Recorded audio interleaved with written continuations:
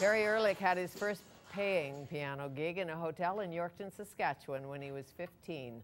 The wages were a bit low, but he figured out quickly he loved the limelight and he loved playing music. Today he is a successful business lawyer rather than a lounge lizard, but he still loves music, dance, and all it entails. He's the founding father of Gotta Sing, Gotta Dance. If you are 9 or 19, you can join up. It is my pleasure to welcome Perry Ehrlich to Studio 4 to tell us more. Hi.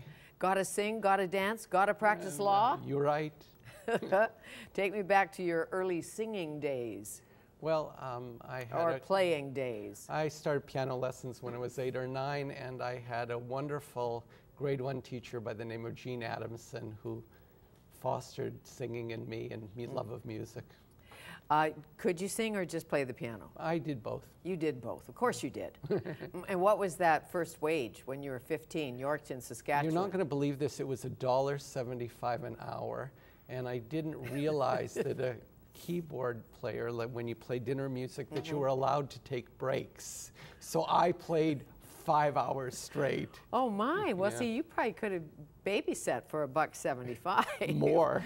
More, for sure. So you played straight through, and often in lounges, as you know, they buy you drinks, but you were too young to drink. Well, what happened is I basically, they kept a tab going, and they would make me drinks to look like I was drinking something, but it wasn't really. It was orange juice or whatever it was. It was a Shirley Temple. You betcha. Or they have Roy Rogers for boys. Oh, do they? I didn't know that. Yeah, Shirley Temple or Roy Rogers, and they both have maraschino cherries in them. So there you go.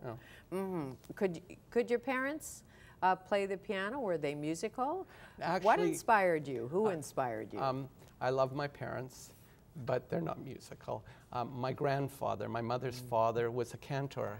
He sung beautifully, and my inspiration came from teachers. I have Jean Adamson, who was my grade 1 teacher, and Bunny Pierce, who was my early piano teacher, who we were talking earlier, just won an award from the Royal Conservatoire of Music. Yes, and she's still teaching in West Van? Yes, Is she in West Van teaching West piano? Van, right. And what was it about Bunny for you? She cared, and I think I sort of want to pay it forward, because when you see kids have an interest and you can see that you can, by validating that interest, give them that extra self-esteem. Sure, and she's not a Madame Suzatska. No, no. Poking you or prodding you, but letting you enjoy music. Play the music you wanted, or was she? Oh no, she more technical. She was a combination. She was a combination. Because it's so important, as you know, doing what you do, to turn kids on to whatever turns them on musically. Well, of course, yes, of course. The beginnings of Gotta Sing, Gotta Dance. Where did the idea hatch? My daughter Lisa loved singing and dancing, and there was almost nothing going on in the city. And she had been to one musical theater program, and I sort of watched it as a father.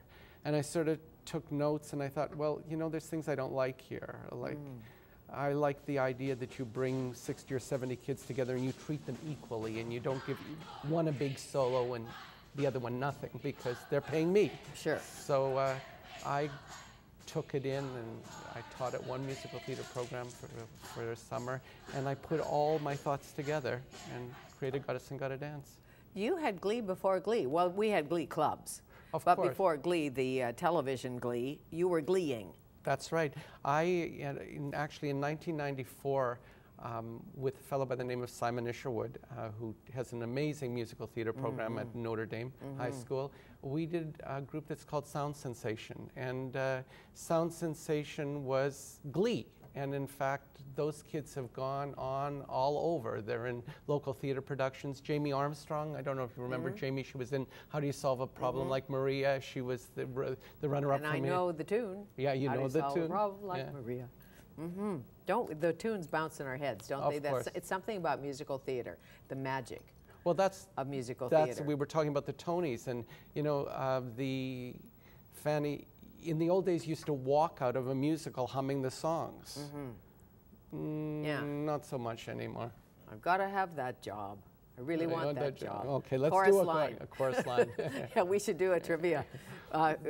Maybe not such a good idea. No, maybe not for me. But in my Pilates class, when we get tired of the Buddha music, we sometimes play Andrew Lloyd Webber, just because we do, and then it gets you through the exercise, right? Well, my wife took jazzercise, and all the jazzercise tunes were all the new tunes of today, and all of a sudden I'd hear something come on the radio, and she was singing along, and I would go, where did that come from? Oh, Right. It's one of my numbers. Of course it is. And to sing, to dance, to tap, to play music, how great. Oh, it's a lifelong joy. So how does the program work in the summer? Who can come? We run 2 sessions, 18 days each, and we audition, and kids who can sing, dance, act, and want to be there and are going to behave themselves are accepted into the program. Do you have to sing, dance, and act, or can you just sing? No, you have to be able to. We have like 4 choreographers, so the kids have to dance. Okay, so you have to be a mini Jeff Hislop. Remember him? Oh, yeah, of when course. he started? Yeah, but Theatre Under the Stars and went on to Broadway. Jeff is amazing. We have, turning back the clock, we have many kids who are not nearly as good as Jeff, Right. but they can move. Sure, but they're triple threats in the music business, or in the musical theater business, as you know. If you can do all of that, you can go to Broadway and audition. And have you auditioned here? Did you try and perform in Vancouver? Several years ago, my daughter Lisa and I auditioned for a Richmond Gateway production of Fiddler on the Roof, and I went to support her, and I got a call back, and she didn't. But since then, she's gone on to great things. So No, you got a call back. She didn't. Yeah. Did you take the part? I wasn't offered the part. I was too old. Oh, just a callback. Just a callback. Too old. And who were you playing? The nerdy Taylor, Mottle Tumsoil. It was actually very redeeming, because not getting that part made me feel that. Sure. But do you work with the kids in Gotta Sing, Gotta Dance on auditioning and getting rejected? Because that's all part of it. As you know, how many times do you audition? We talk about that. In fact, part of Gotta Sing, Gotta Dance is an intensive program called the Finishing School that takes place at the end of the day between 3 and 5 p.m. And we talk about that because, like, I interviewed for a job in September 1980, and I've been there since 1980. So for 31 years, I've been at the same place. Whereas musical theater performers, when you get a job, you're auditioning for the next one and the next one and the next one. And it's rejection after rejection. Sure it is. So I gotta pump up their self-esteem now, because if they want a career in this, they've got to be, their skin's got to be real thick. Of course, any performer, radio, TV, film, you just try out and try out and try out, and then you have to go away and say, it really wasn't about me. That's right. It wasn't about my talent. I have lots of talent. Haven't we all done that talk? I have lots of talent. I was really right for that, but that producer that's right. just didn't see it. Yeah, that's right.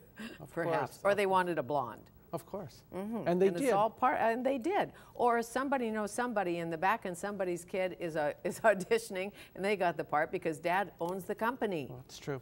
That too. But they don't get the concept that it has, talent is one component. But if you're, for example, auditioning for a show like Bye Bye Birdie, which takes place in Middle America, and it's a very white bread show. Yes. You can't look ethnic, and they don't want anybody ethnic in shows like that. And there are many more roles for ethnics, as you know. Than ever before. Now than ever before, and for women, and for aging women. And they're blind casting too, which means that what does that mean? Blind casting means, like, for example, they did a version of Carousel on Broadway, and they cast that amazing actress from Private Practice, whose names just went out of my head, but a black woman in a role that's conventionally a white role. Yeah, exactly. Yes, and I think that's a really great idea, because we can transcend color, and it's about the talent and the song and looking the message beyond, and looking beyond. Do you have a favorite musical of all time, or some, when you think, oh, if I could go to New York tomorrow, I'd Well, I wasn't paid to say this, but Wicked is here now, and I've seen it.